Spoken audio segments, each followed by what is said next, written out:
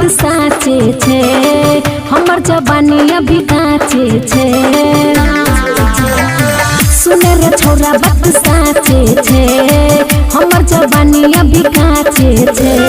ए नान सट सट दूर तनी हट हट मिलतो ने चुमा होठे मेरे के प्यार कर ले छोटे में गे बियाह करब कोटे में गे के प्यार कर ले छोटे में गे बियाह करब कोटे में गे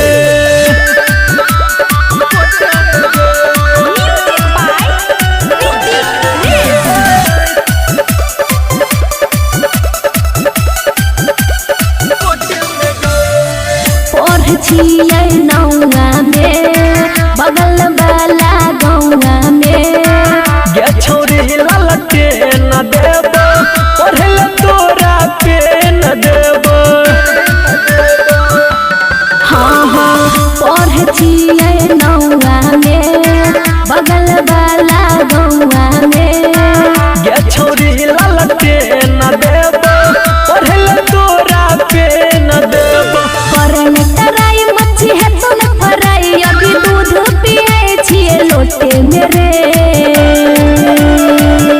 के प्यार कर ले छोटे में गे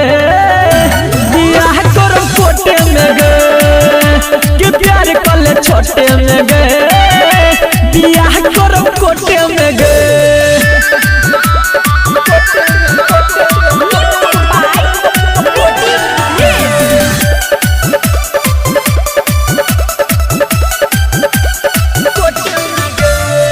मजरया भी छरते छे